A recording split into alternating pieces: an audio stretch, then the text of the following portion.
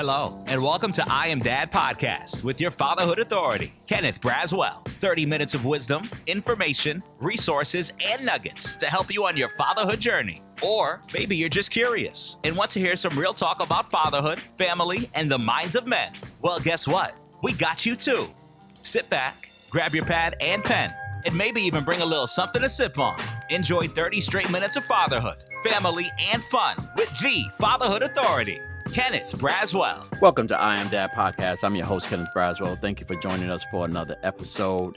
Thank you for the increase in subscribing. Like periodically, my wife tells me I'm so bad at promoting myself. I just my head is down and I'm just doing the work. And I love the conversations. The conversations are so enriching. I am meeting so many different people that I've followed for years in their perspective places. And, it's interesting because, I have met a lot of new people. And I get to circle back around to folks who have kind of been in my life. We've somewhat grown up together in our respective places. Like I guess today, he is Coach Wayne Dawson, widely known as the VIP coach, a certified life and mindset coach, father of 7 and grandfather of 3, whose mission is to help seasoned Black men live with clarity, confidence, and certainty. We're going to get into this conversation about season, right? So from social work and his corporate leadership to grassroots organizing and fatherhood coaching, Wayne has spent a lifetime guiding men towards lives of purpose and legacy. His journey navigating co-parenting, blended families, and personal transformation is a masterclass in intentional fatherhood. Whether mentoring youth in Harlem or leading workshops for high-performing men across the country, Wayne brings the wisdom of lived experience and the power of presence to every conversation. How you doing, my friend? I'm well, thank you, Kenny. It is just a pleasure to be here sharing your platform today. Thanks for having me, man. How are you? I'm doing fine. I mean, listen, a good friend of mine always tells me that, Kenny, as even though I don't say much, I'm always low level stalking you. She says I'm always paying attention, to what, you're doing. Same thing with you, brother. I've been watching you since my days back in New York. We both met in New York. We have mutual friends in New York who are I just still love following people and watching their trajectory. And I'm watching the work that you're doing today. And it's interesting that I'm using this word season. And you and we talk about this seasoning, right? We're talking about Yes, this sir. Yes, seasoning that sir. God Yes, put sir. on us. We're got to stay focused a little bit in the fatherhood space, but we're going to touch this season. I'm going to have to bring you back to my season conversations podcast so we can really have a conversation about the season part of this conversation of this podcast. But before we get into that, I want you to do something. We do it with all of our guests. You can tell it from whatever vantage point you want to tell it. Don't ask me how to tell it. You're in a barbershop. If the daddy conversation is going on, what is Wayne's daddy story? Okay, so I don't have a story of a broken heart. I want to tell you that the superhero and my story is my dad, who was married to my mom, Kenny, for 46 years, died of a massive heart attack one Sunday on her lap, and never missed dinner with the family. And my father, I want to say, man, uh, R.I.P. Mr. VIP. That's my dad. Okay. And he has been truly impactful because dinner was where school happened. Talk about the master class. So I have 2 sisters. They're older than I am, and my dad and my mom. And though he's old school and he set the rules and drew the line down, man. And once he started having a family. My mom became a stay-at-home mother. She was the queen mother, and she ran everything from base home. So he built houses. He was a contractor, and she Okay. made them homes. That's how I like to see it. And dad, it's for him, it was about values. And so we sat down at that table, and as a Dawson man, these are the things that you must do. This is what's expected. He had a bunch of brothers, and they all stood on those premises, those principles.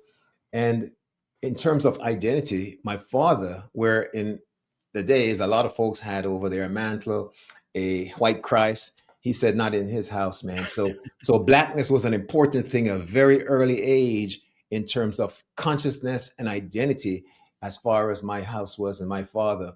I was never, many homes, we were told as kids, in many homes, kids were told that you must be seen or not heard. Don't know if you heard that. But Mhm. growing up, I was always told that you must have a voice, of course, with respect. So, Kenny, I had a lot of uncles and aunts because anyone who was older who came to the house was aunt and uncle, Right. right? Mhm. And you know the deal. If I went down the store and I back chatted, they would definitely walk me back up to my house, and my father would put it on me. Now, today they call it abuse. He never got to the face, never left me scars, but certainly left a message, and I got it. And Mhm. I don't raise my own kids like that, but I got it. And I tell you, with what my dad knew, Kenny, and understood, a man who probably did 11th grade high school, but Mhm. sat at the feet of some of the brightest minds in Jamaica and schooled himself. He was brilliant. And that's my dad's story. And so on many days, I feel as I'm raising my own kids, and I have 4 biological and 3 kids through my wife, who is part of the blended family, because that's another story. Yeah, So there yeah. are others, the ex and her, her wife. Mhm. We all get together and share the celebrations of all the kids in a beautiful blended family that I had learned how to manage. But I'll tell you, that for me, it's been tricky sometimes because as a dad, I've oftentimes measured up short in my mind based on my dad. And so Wow. that competition has been rough. I've gone to the therapist, in fact, to talk about that on numerous occasions, Kenny, Mhm. because, big shoes. So that's been my story. Yeah, no, it's cool because, I know our background is similar. Growing up in Brooklyn, I was growing up in Brooklyn at the time. I grew up in Crown Heights. And so back in the 70s, going into the mid to later 70s, where Crown Heights was 1/3 Southern blacks, 1/3 Puerto Ricans, and 1/3 Hasidic Jews, there was this transformation that took place in Brooklyn as well. And that was the Caribbean influence who began to move. And some of my first very good friends was from Kingston, Jamaica. Yes, And I man. know that you have the accent because I see here it is still in there. I Yes, need to yes. hear your dad. I need to hear you tell me something that your dad said to you in his accent because I know it was thick. Yeah, yeah, yeah, yeah. It would be like, get up and come downstairs, man. I can't be out here working and you sleeping. There it is. I had a girlfriend when I was in, I think I was dating Margaret in like probably eighth or ninth grade, probably eighth grade. They had moved into Flatbush. And so it was my first like connection. She was from St. Thomas. And I used to go to her house and it would take me a minute to like really understand Margaret. It would take me even longer to understand her mother. Her grandmother, I was just like smiling and shaking my head. I was like, I have no idea what she's saying. The Mark said, she's speaking English. I said, I know she's speaking English, but I can't like capture it. But because I was around her so much and I was around them so much, when I would come home, I would still have that accent and I would be speaking to my mother, and my mother would be like, what are you doing? And I'm like, what are you talking about? She says, why are you talking like that? I'm like, talking about what? She's like, that's not how we talk. I was like, oh, my mother is hearing this, like, this accent coming through. And so, but the beautiful thing and where I'm going with this is I began to see a different kind of man when I started meeting Caribbean men, right? Because their value infrastructure was so steeped in family, like you could not separate the distinction between how hard they worked and how hard they focused and the love of their family and their children. Is that you? Yeah, and I'll tell you that that's more so, I think, in that generation that you're talking about, Margaret's parents and my dad. I think, and even when they had children outside of wedlock, Mm. they came home and took Mm-hmm. care of home. I think that has morphed and changed with generations after to some extent.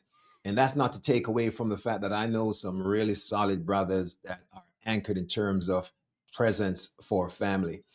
But with the advent of let's be free and move away from the structured nuclear family and the structured families that we know, folks are mismatching and matching up and doing things outside of that structure that you're speaking of, and Right. so that's more widely acceptable. Like families, a lot of brothers and sisters don't believe in marriage and they can live together, and they may have a couple sisters living in the house, and not Mm-hmm. often, not in the Caribbean as much as I noticed it even here, but it was something that never occurred when I was growing up in Jamaica. So it has changed somewhat, but I think fundamentally family, especially the primary family of a man and his wife, uh, is still very strong.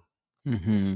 Now you've kind of taken and walked your own path, and you have children of your own now, 7 to be exact, and they are across family structures. I love Yes, when sir. you said that because I too am that individual where I have children here, and I never, if you would have asked me when I was younger, would I have this many baby mamas in my life? I would say absolutely not. But life just did its own thing, right? And here I am.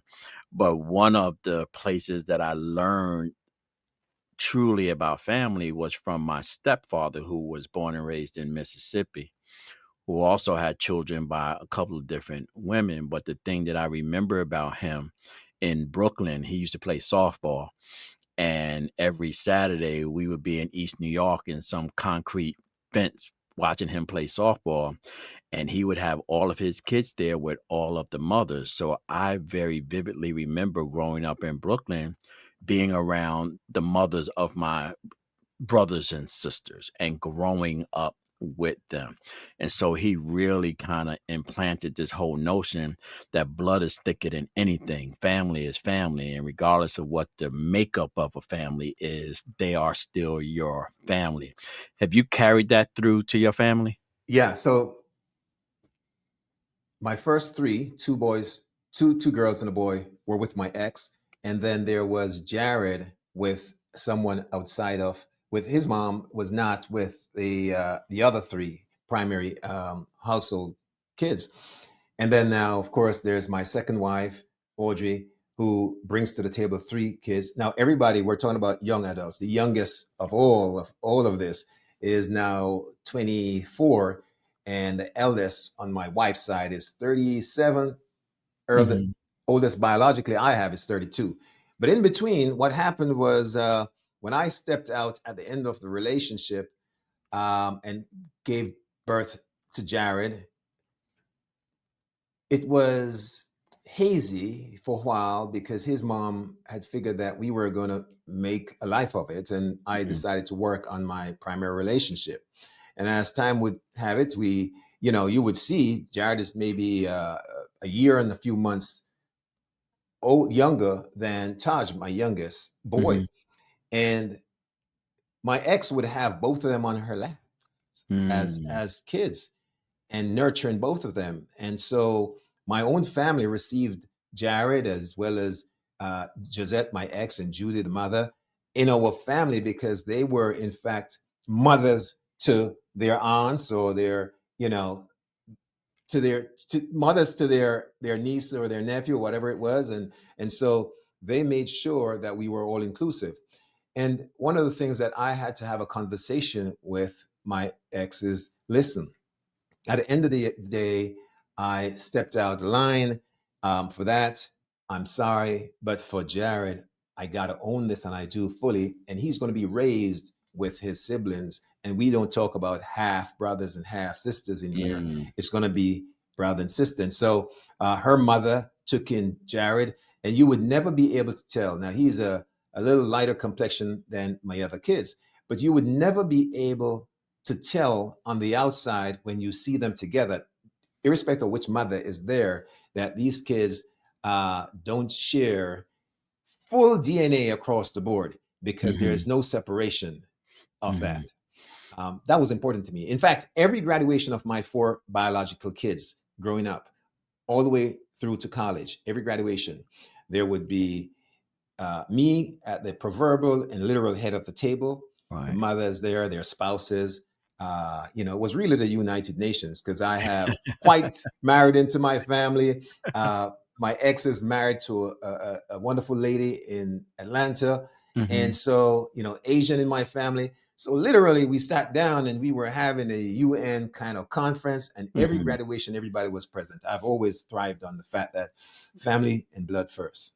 Yeah, I love it when family come together, right? Me When too. people can get past their selfish issues, right? And understand that at this point, everything is about the children. It's not about you anymore. You got to get past those things. Now, you did some work in Harlem with Children's Aid. Was some of this your life experiences, or what moved you into that space, and how did you incorporate your personal life experiences as a family man into that particular work? Yeah, good question. So I think the family man piece, once I realized that I had to make sure that I rescued the togetherness of the family. And I actually did some internship at Family Court when I was working on my Did you? MSW. Wow. Yeah, in Brooklyn. So I understood what the pain was when I saw families coming in there and how a lot of times brothers who wanted to connect were just already guilty as Mhm. charged when they walked into the Brooklyn family court. And I was like, I won't have that for my family. I saw the pain. And because of the value system that my father had established, now I have 2 brother-in-laws. One Mhm. has already been married for about 52 years to my sister, and the other one is about 46 years, you know.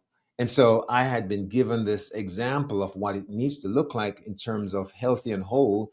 And I committed to, after Jared was born, I committed to myself that I would never step out of a relationship again, right? Whether I had gotten remarried or not, because now I had to be that model and example for both my sons and my daughters in terms of what to expect. So that was a commitment that I made.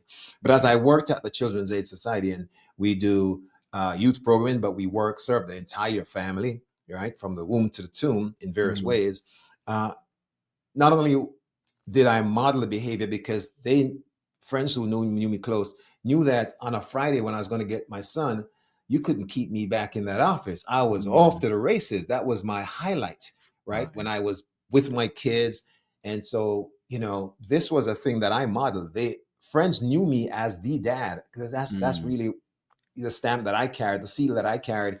And so it was important not only to model it, but whenever I saw families, and I was at Children's Aid, Kenny, at a time when there was this major uh, crack epidemic. I was getting ready to Grandmothers say, and yeah. mothers, yeah, grandmothers and mothers were raising the sons, and a lot of men, the 2, 3 strikes are out, were Mhm. locked up for a draw of weed, Mhm. and so a lot of grandmothers and mothers were raising kids, and so myself and a lot of the men that worked with me at Children's Aid, we started modeling fatherhood and brotherhood and mentoring all these young men. And so, yes, it played in.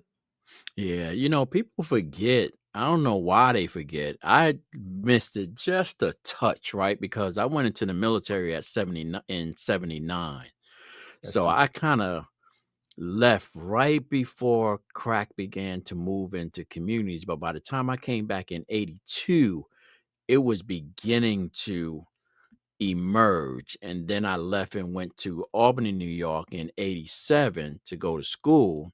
But by that time, it was ravaging through communities in New York because I remember coming down as frequently as I did because Albany was only a hop, skip, and a jump in a car from Albany to the Bronx and coming into the city. So I was in people for a long time never even knew I moved to Albany. They thought I still lived in New York City because I was down there so much. But I remember how heart achingly painful it was to see communities that I grew up watching thrive that weren't thriving anymore in the way that I remembered them, the way that I remembered them thriving. When you go back and you think about those hard times, do you think we've overcome those, or are we still traumatized by that period in our lives?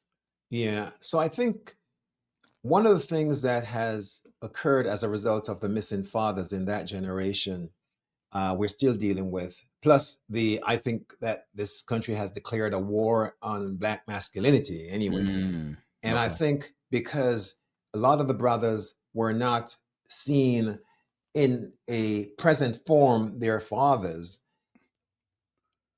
they lacked, because listen, I understand single mothers raising kids, but I am of the belief that you can raise wonderful sons, but you can't raise men.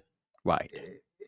Right. There's a psychology around raising a man, and like I had to tell my sons how to walk on the streets at nighttime so that Mm, somebody coming up might think that they're the ones that is intimidating, if you know what I mm-hmm, mean. There's just a mm-hmm, psychology. mm-hmm. Uh, and I know women do a wonderful job, so I don't want to be controversial. A lot of us have gotten to a place because of the strong women. Women have always led in terms of the Black movement. Absolutely. So I'm not taking that away, but there's something about the psychology, the culture of growing up in a society as a male that needs reference from another male. Mm, And I think with that generation not having a lot of that, and they had to take the shortcut way, and who they saw succeeding oftentimes was the guy who came in and was selling some dope and he escaped the neighborhood because he got through doing that, or the guy who, the occasional, especially in the Latino community, the occasional mhm, guy who got a scholarship to go play baseball, and guys who just got through doing it oftentimes the non-traditional route. And so a lot of our men struggled for a while. When you say, well, what do you want to do? They wanted to play ball, they wanted to get in the music game, or they wanted to sell dope. And so I think for change, oftentimes the first line of change, the fundamental line for change is the environment, right. changing the environment. Mm-hmm. After that, you can move to other levels, and the environment that these young men grew up in, that we talked about, impacted them in a way that I think we're in a place we can have choices, but it's difficult unless you see something else and you know something else. Absolutely. Yeah, yeah, yeah.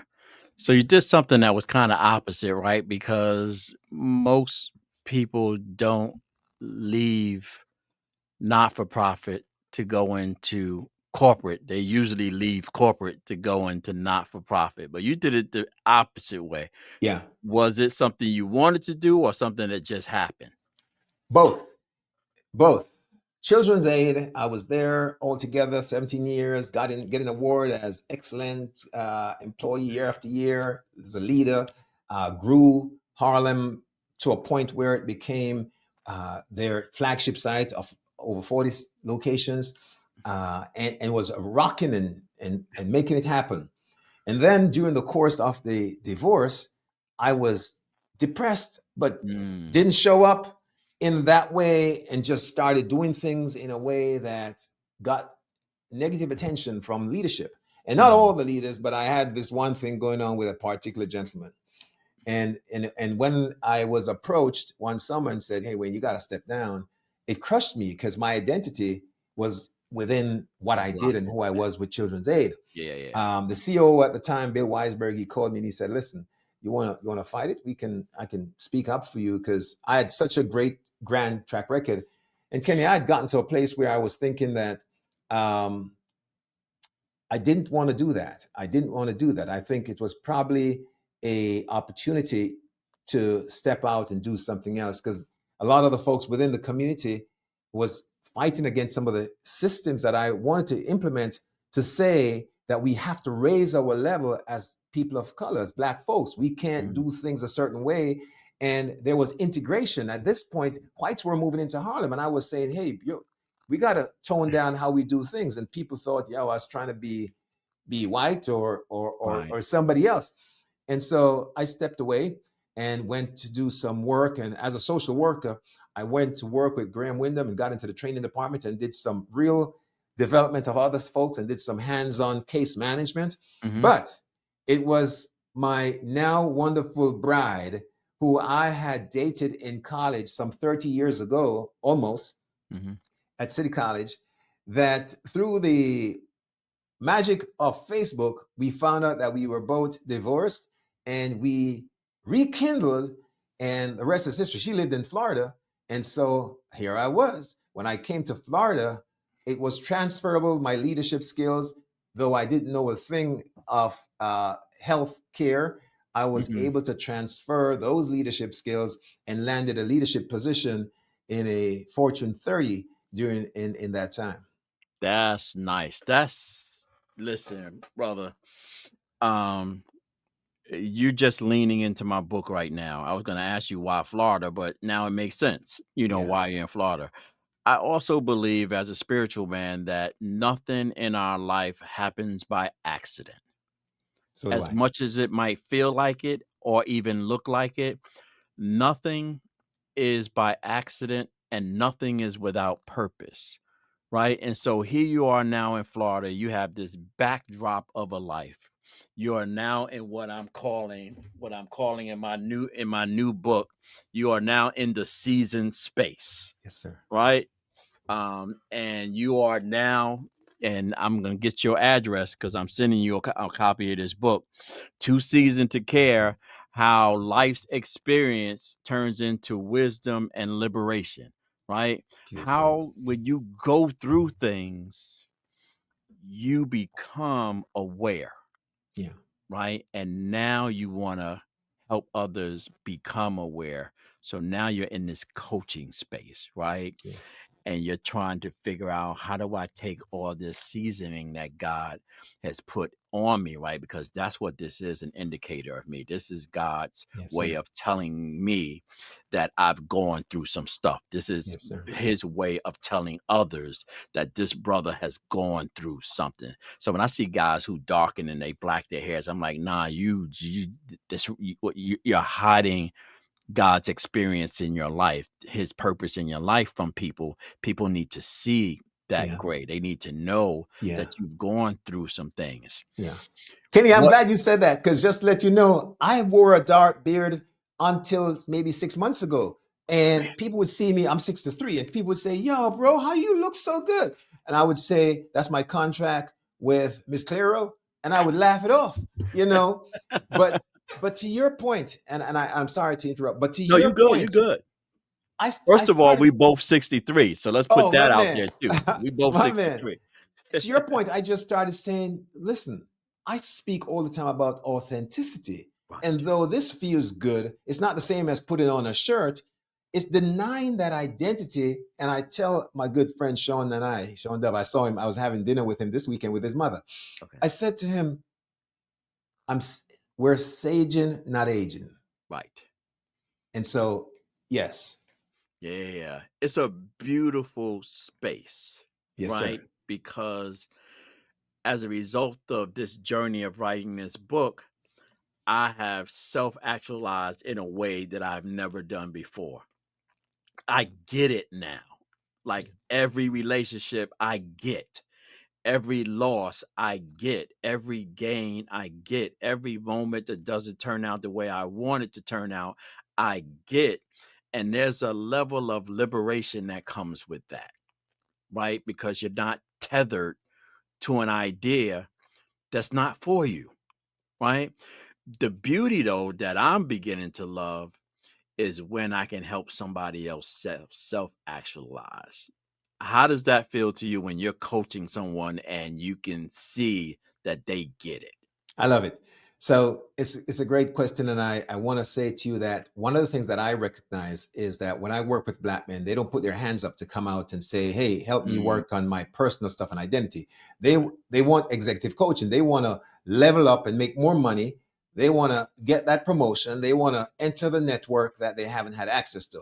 But what happens is the same guy who puts on his sneakers is the guy who puts on his Oxford and goes to the boardroom. Whether you're on the beach or the boardroom, you're the same man. So what we got to work on is the man. And what I get guys to understand is at the end of the day, if we work on self, then you will make the right kind of decisions, communicate more efficient and effectively so that you can break into those spaces that you're looking at, whether you're professional or personally trying to level up. So to your point, when I help people, and this is the hardest part of the work I do, my work, VIP, represents values, identity, and purpose. And that's my signature way of approaching. I help people understand their belief system that's tied into values, right? Then there's that sense of, so this is how it works, Kenny. Your belief impacts your values. Values impact your words and your thoughts. Those impact your action or your behaviors. Those done repeatedly becomes habit. Habits give you your personal reality or your outcome, your personality. So if you can change beliefs and values, you can change outcomes. And I help folks with understanding that you have to become, as you said, actualize. If you want to be successful, if you want to be a millionaire, you have to become that which you want to be before you get there. Right. So it's a lot of work. So a lot of the Yeah. guys are happy to learn how to negotiate a contract. But when we get into the real work, which is saying, how do you negotiate yourself? They run away. That's the hard work. Who's your perfect client? Because a lot of people don't know that they need you. Yeah, my perfect client is someone who recognizes that they can't do it alone. They are aspiring for greatness or for something better than themselves. They feel like they're stuck, they're not enough. And they may have played by the rules, Kenny. They have. So here's the guy who is aspiring for the next level. He's played by the rules, done all the things he should do, and yet he's not fulfilled. There's something still missing. Yeah. There's a gap. Yeah. And see, now you're in my space, because my space is PPP and my PPP ain't alone. Yeah. Right. It's a legacy. Yeah. Passion, purpose, position. Yeah. Passion is the thing that keeps you driven, keeps you focused, it keeps you hungry, it keeps you wanting. And when you chase down your passion and you finally grab it and grab hold of it, your passion will reveal its purpose. And once you understand your purpose in life will then make all things make sense to you. And when it begins to make sense for you, your purpose will then reveal your position. Your position is different than your title. Man can take your title. God gives you position, which is why you can be in a room with people with a bunch of letters on the back of their name and feel like you're out of place, and you're not, because God has positioned you to be in a place that is your place to be in. And I think for God, and that's not a loan. That's not something I'm loaning you. That is something that I am giving you as a legacy, because it's the thing that's going to carry you forward. Kenny, this is how I say it, and we're resonating, kindred brothers, man. We've been watching each other for a long time. I told you this.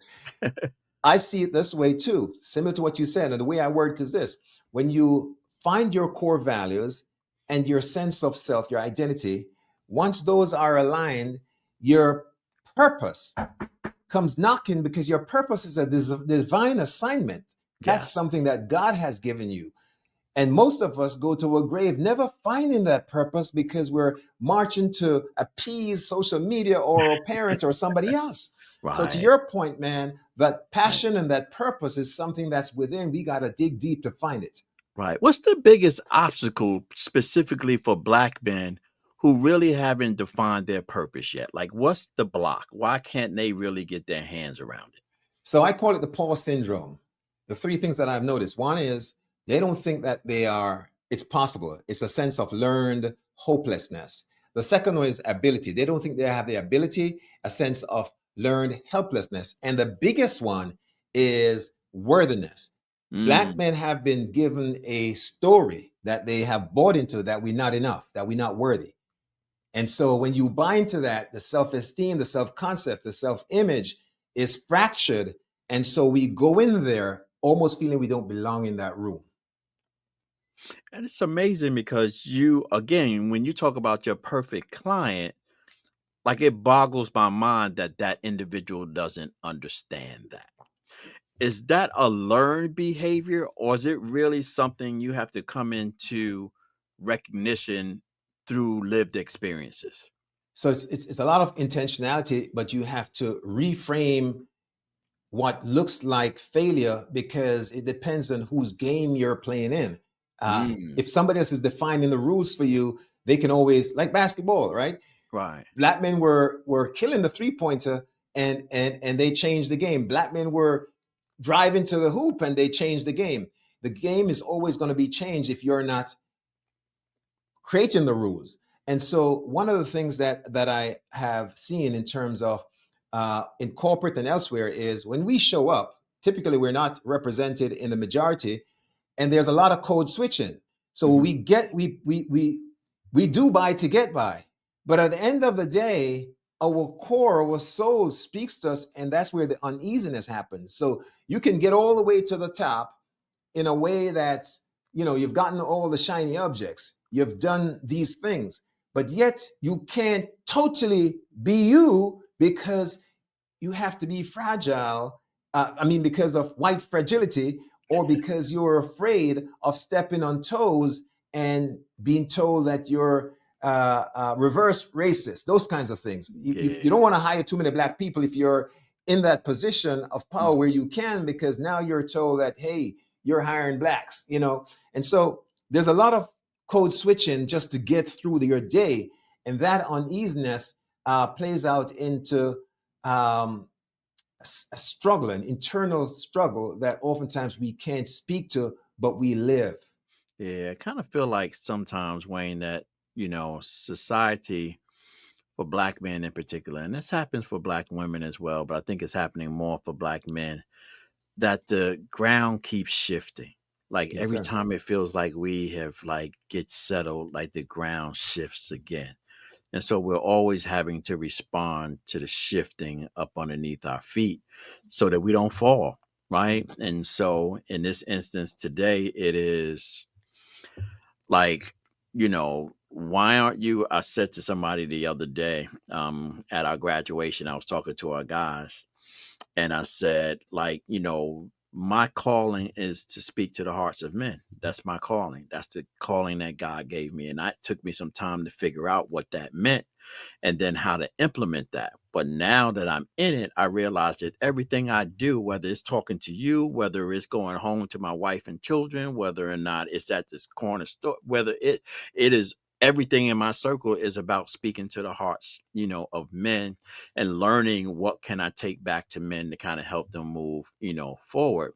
But I think unlike women in this sense, that we have spent the last 30 years or so redefining the role for women, responsibility for women, and the objectives and goals for women. And we've created a language that kind of speaks to all of that stuff, that culture that now begins to start supporting women for who they truly are, their strength and beauty, and all the things that come with that. But what we have not done is the same thing with men. We have not defined what it is to truly, truly be an authentic man. What Yeah, does that look like? Do you feel that sometimes when you even think about yourself? absolutely. Listen, these two books, you're familiar with, of course, Oh, the Man man Box, box. Yes, right? yes, yes. And I picked up one of my brother's book, Jason Wilson, Ah, right? Jason. Yes. Yeah. And so here,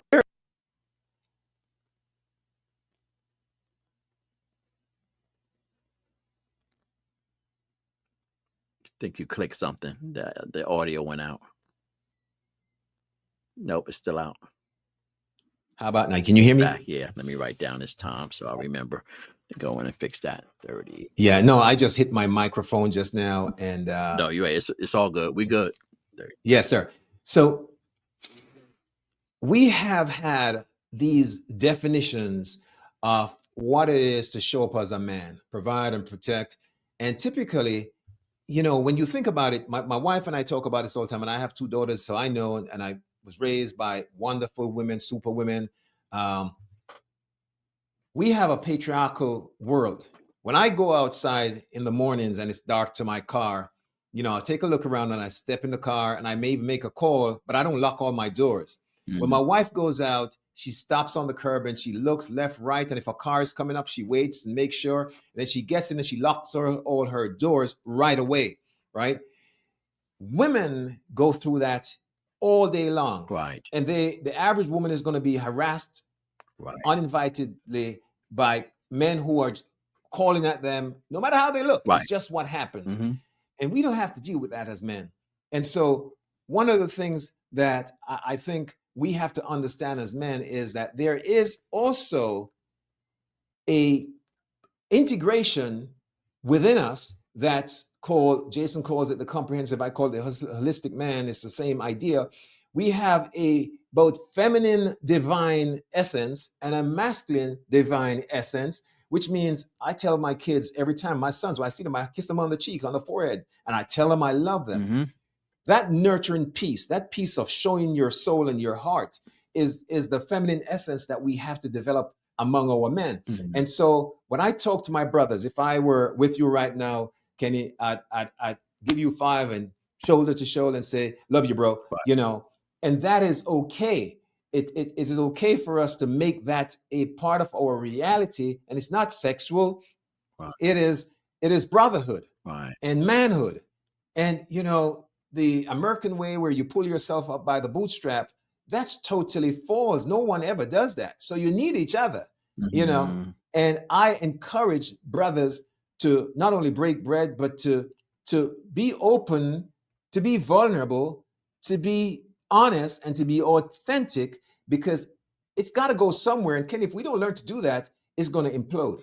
Yeah. How do we transfer that to our boys? Because that's where the difficulty comes in, particularly with this new generation of youth, right? They think differently. Our boys think differently. They're being raised in a very different society that believes that they have to be sensitive to everything. And I think part of that, so when we go back and we start thinking about, like, I'm thinking about your dad, right? Because I can hear him where he is baked in tradition when it comes to masculinity. And there are certain things that he, from his perspective, will just never, ever, ever concede to, right? And so our children today may not resonate with a man like that, right? Because that is counter to what the culture finds acceptable for them. So when you're talking to boys specifically, but men in general who are somewhat younger than you and I, who have kind of transitioning into a different space, how does masculinity transition and how does it resonate with them? It's a very simple thing, and it starts with things like when we go out to play. My kids played in baseball league and soccer league when they were kids, and I would see my kids. Taj is out there picking leaves off the grass, and the ball passes him. His team loses because all the fellas they're doing stuff, and then there's an award ceremony, and everybody gets an award. That's I've not never like seen that in my life. right. And that's the kind of thing that I think we can't, the world doesn't do that. In the real world, you don't get rewarded for not optimizing your skill sets and your talents and contributing and adding value. Mm-hmm. So we got to stop that game where we're saying, oh no, it's just, you don't have to play to win. It's just, no, Right. I'm not saying you can't shake hands and you should have a blow up because you lost, Right. but I'm saying you need to get in the game and understand that you have to earn your wins. Right. And so we have to stop placating our boys with, no, it's okay. No, it's not. And we have to be honest and truthful in terms of saying to our boys, listen, this is part of life. Losing, falling and scarring yourself is part of life. You don't have to get up and start putting, mascara on your face because you got a black eye. It is what it is. Right. So we have to move, I think, to a level where we are real, authentic, and squaring up with our fellas. Yeah, I do think that we struggle with juxtaposing words like strength with words like courage, right? And strength and danger, right? Because strength and danger makes strength negative. Courage makes strength positive. Mhm. But we haven't come to a place where we're able to kind of put our hands around the necessity of boys to still be strong, Mhm. right? Because there are folks that believe no, strength is bad. No, strength is not bad. It's the context to which they learn how to be strong and then what they do with that strength. Those are two different things. And I Yeah. think that, even you talk about for your boys, my son who was playing basketball, I remember one time, um, I don't know what he did to his finger. It was something on his finger. I think it got jammed, and he's like, he was you would have thought his whole hand was broken off, like when he came over here. And I said, here's what we gonna do. Here's I said, when you come to me, here's when I need you to come to me. Here's when I'm going to respond to you. If you're hurt, you can play through it. If you're injured, you can't. There's a difference between hurt and injured. Hurt means something may not be optimal, but you can still function through it. Injured means something is wrong and needs to be fixed. So before you come to me, discern whether or not what you're coming to me with is something that just hurts or something that is injured. Make that clear to me. And it was like, I think he was probably maybe 7 or 8 at the time we had that conversation, and he got it. And so Yeah. in his conversation now, even at 16, he'll come to me and he'll just say, "Oh, Dad, it just hurts." And I'm Mhm. like, "Oh, okay." Or he'll say that, "I think I injured something. I think something's not right." And I'm like, and my response is totally different. And so I think Mhm. that two things has to happen. One is that they have to become comfortable with another language that allows them to be boys, to be compassionate, to be sensitive, all those other things, but still be boys. But I think us as these seasoned men also have to find a way to communicate that without impressing on them some value that is long gone and beyond what our children will accept. Yeah, absolutely. When it comes to relationships, and you talking about earlier, we were talking about the marriage opportunity that your organization will have. And when it comes to that, there are different types of marriages today. We identify that.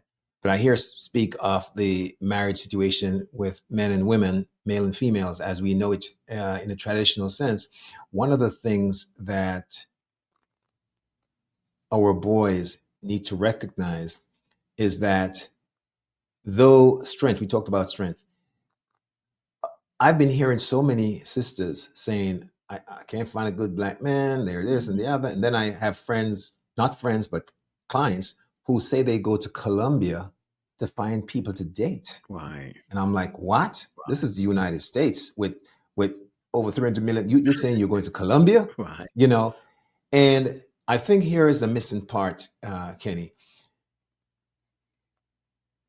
We have to set our standards and be congruent and consistent with what that looks like. We go back to values.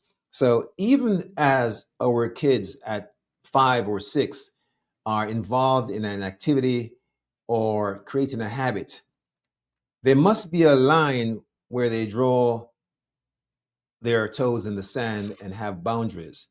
And as seasoned men, we have to help them to define what that looks like. right, And then they need to, yes, you can be flexible, but you have to toe the line and be there. You can't be so fluid that you're all over the place and you lose your sense of sight and purpose with a small p, because a lot of times they're too young to really know their divine purpose. right, But purpose in as far as the goal that should be met in where they are and what they're about.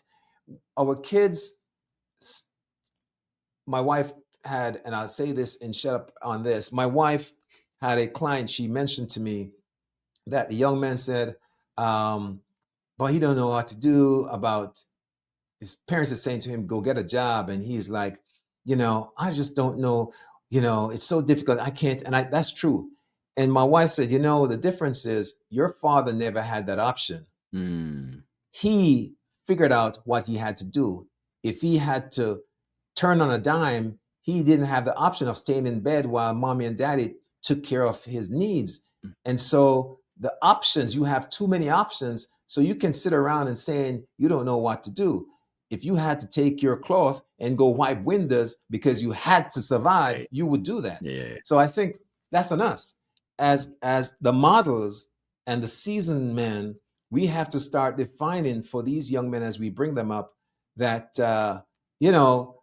industry is important, play is important, but you must have goals, and then you strive to meet those within the rules that are part of the game. Yeah. Are you writing a book? You writing a book?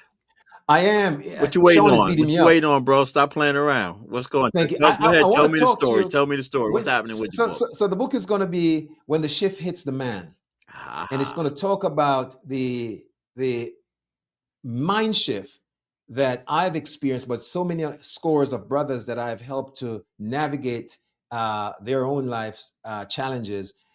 It starts from within, and the mind shift that we have to go through at each stage, whether it's getting back with a spouse, a broken relationship, whether it's landing on your feet when your identity is kept away because you don't have that position, that title, Yeah. or you're broke. You can be broke but not broken, Right. but that's all the mind shift. But yeah, Kenny, I want to be inspired, man. And when I see, every time I see one of my brothers writing, I'm celebrating you, and I'm saying, Wayne, get up and do. Yeah. I will tell you what Brother David Miller said to me some 15 years ago now when I wrote my first children's book. He always said, stop thinking about it, just write. Like, because here's what happens. Here's what we do. As we're writing, we're trying to be the writer, the editor, the graphic designer, and everything along the line of writing. Is like, no, your first job is to write. Just write. Let somebody else come back and edit. Let somebody else come back and organize. Let somebody else come back and do X. But your job is to write. Now, some people have a skill set that they can write that way as they're going, but it really doesn't matter. Even they will just write, and come back and edit at another time. It's not perfect that you're trying to get at. It is presence that you're trying, the presence of your word on the presence of your mind transferring to your hand onto paper. That's what you're trying to do. And so today, so when I wrote this thing, I had my phone.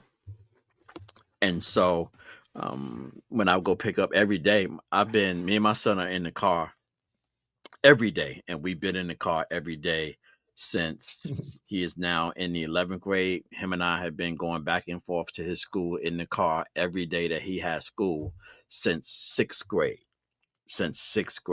So now we're talking like 6 years. Him and I have been in the car.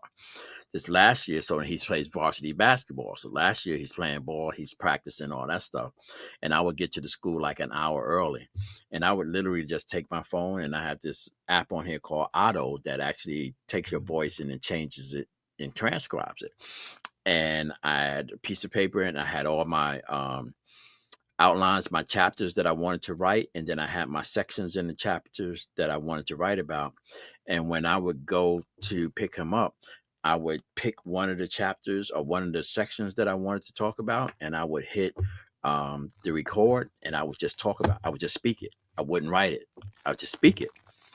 And so, because I do much better talking than I do writing, I can't write fast enough than my mind. So I'm like, what's the best way to get my words out of my head if I can't write them? God was like, speak them. And so literally the goal was every time I would open up my phone, whatever that little subject was, I would speak about it for 30 minutes. I would exhaust my entire mind out of that particular thing. And then I would save it, and then I would transcribe it, and then I would put it, and then I would use some AI to kind of organize my thought, tell me what my themes are in there, if there was anything that I was missing, and I would go and add them back up. Basically, it is a ghostwriter. If you look at it in that way, it's not you writing a book that's without your thoughts, it's you using technology as your ghostwriter. And so, and you can organize it the way you want to organize it. It's still your story. You can't, there is no AI tool out there, Wayne, that you can say, write my story. It's not going to happen. You have to tell it your story. Of course. And so I got probably 150 audio versions of me talking about things for like 30 minutes, all of it, which is what I would have to do with a ghostwriter. I would have to sit down and they would ask me a bunch of questions and I would talk and they would take everything out and then they would organize it, edit it, blah, blah, blah. Next thing you know, I got a book that I didn't write, but it's me. It's all my thoughts. I don't have to have the skill set of organizing words. People aren't buying my ability to write a book. They're buying my story in the book, if that makes sense. So I want to take absolutely. that pressure off of you so that even you can still write too, because I also still write as well. I love just writing. But when I have something deep and complex in my mind that I don't have time to write it and play it out on paper, I speak it. And so whenever sometimes I'll get into bed and my wife is not there and I'm thinking about something, I'll hit it real quick and I'll be like, I just want to talk a few minutes about blah, blah, blah. And I'll just, and then I'll stop it because then I know I got my thoughts on and I'm not going to lose it. Cause you know how we are seasoned people, right? We all have a thought this moment and we don't write it down. It's gone forever. It ain't coming back. Kenny, that's a powerful share. Thank you. I have 10 chapters outlined with sections, but here's my thing. To your point, I keep adding to it, doing more research and editing, and I can't get it done doing it that way. Nah, just do it. Put it on voice and transcribe it and then put your transcriptions in a book and get all of that. And then, ultimately you either use some tool to help you edit it or you pass it off to a ghostwriter to take all your thoughts and pull it together. One or the other. But don't not put it on paper. And if I would be more than willing to sit. People keep asking me, Ken, when you going to do a writing workshop and help people do that? I'm like, I got so much stuff going. I actually got 2 other books I'm trying to write at the same time. I got this trifecta that I want to write. This was the first one. The second one is a book called The Business of Serving. Like I want to write about what it means to serve and how do you serve and how do you serve at scale, and how do you run how do you become a servant, but do it through an entrepreneurial business mindset. Not a business entrepreneurial structure, but an entrepreneurial business mindset, which is, even though I'm doing charitable work, my time still matters and it still has value, right? And so how do you do that? And then the last one, which people keep saying should have been your first one, but I want to leave it to last, is just a book that chronicles the 21 years that I've done responsible father work. And it's going to be called The Echoes of My Father. And so, but that's going to be the last one, that I write. And I'm going to spend the rest of my days with those 3 books, just kind of circling back and forth and taking all of that seasoning and trying to lace it on people and share something with folks that I think will carry itself forward in some level of legacy. So I give all that to you, Brother Dawson, so that Thank you you, can, don't take that. Such powerful stuff, man. Take that seasoning you got, brother. Don't just. You probably got 3 or 4 other books in you, and that's why I'm pushing the first one out. I do, because once you get the first one out, the other ones will follow right behind them. But those ones that are sitting in the background ain't going nowhere until you get them out of your space. And so make it happen, and I'm gonna stay on top of you. I'm be even like, yo, brother, how you doing, I bro? appreciate that. Where's your book at today? Get this thing done. I appreciate that, man. I know you're a very busy man, but at some point, love to, even if it's virtually, to just sit down, break bread, and share some ideas. And definitely, you're where are you now? I'm in Atlanta, so I'm not that far from you. I was just in Florida this past early part this year because my son was at a basketball camp in outside of Sarasota this summer. Man, if you're doing South Florida again, man, you certainly give me a heads up and we'll get together. Sounds good. That'd be beautiful, man. If you're with the wife, we'll get together with the wives and just sit down. But if you're coming through South Florida, man, and you have no idle time, but some time in between meetings or whatever you're doing. Let me know you're coming. I'll make it happen. I'll find you. Sounds good. Tell people how they can get in touch with you, how they can get and use your services, all that good stuff. Yeah, so easiest way is VIP transformativeliving.com. You'll see all my handles. That's my website. Or you can, Kenny, I don't know if you're going to have show notes, but in the show notes, if they're there, they can simply just Wayne Dawson VIP@gmail and reach out to me. Kenny, what I do is I give folks a free self-assessment that helps them to measure up where they are. And if they want to break it down and analyze not just the what, but the how, they can book a discovery call with me and I'll guide them through it. All right, absolutely. We're going to make sure that we put that information in all of the things that we are doing. Thank you so much, brother. I appreciate you, man. I'm definitely going to bring you back to have a seasoned conversation, with me, just for the seasoned folks, out there in their space. But to the rest of my I Am Dad podcast listeners, thanks for joining us today. You know how I like to leave you. Always be kind to others as you are kind to yourself, or you might find yourself by yourself.